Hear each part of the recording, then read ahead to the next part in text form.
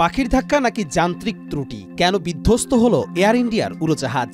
আহমেদাবাদ থেকে লন্ডনগামী এয়ার ইন্ডিয়ার 787 ড্রিমলাইনার মডেলের উড়োজাহাজটি উড্ডয়নের কিছুক্ষণের মধ্যেই বিধ্বস্ত হয়ে প্রাণ গেল অন্তত 204 জনের। বিমানে ছিলেন 242 জন যাত্রী ও ক্রু, যার মধ্যে 53 জন ব্রিটিশ নাগরিক। এখনও দুর্ঘটনার মূল কারণ পরিষ্কার নয়। বিশেষজ্ঞদের ধারণা, দুটি সম্ভাবনা সামনে আসছে।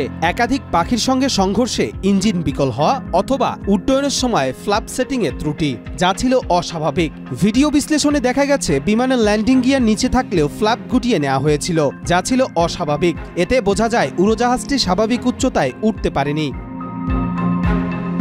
তবে যান্ত্রিক ত্রুটির সম্ভাবনাও উড়িয়ে দিচ্ছেন না কেউ কেউ। শেকড় থেকে শিখরে। দ্য হিন্দুস্তান টাইমসের তথ্যমতে বিমানের সম্প্রতি মেরামতের কাজ করা হয়েছিল। যদিও বোয়িং দাবি করেছিল 787 ড্রিমলাইনার হচ্ছে বিশ্বের অন্যতম নিরাপদ মডেল। অতীতে এটি একাধিকবার যান্ত্রিক বিভ্রাটে পড়েছে। পাখির ধাক্কাও অস্বাভাবিক নয়, কারণ আহমেদাবাদ বিমানবন্দর শহর সংলগ্ন হয়, সেখানে বরাবর এমন ঝুঁকি দেখা যায়। ফলে প্রাথমিক বিশ্লেষণে যত মতই থাকুক না কেন, এই ভয়াবহ দুর্ঘটনার প্রকৃত কারণ বেরিয়ে আসবে কেবল পূর্ণাঙ্গ তদন্তের মাধ্যমেই, এমনটাই মনে করছেন বিশেষজ্ঞরা। কবির চৌধুরী, মাই টিভি।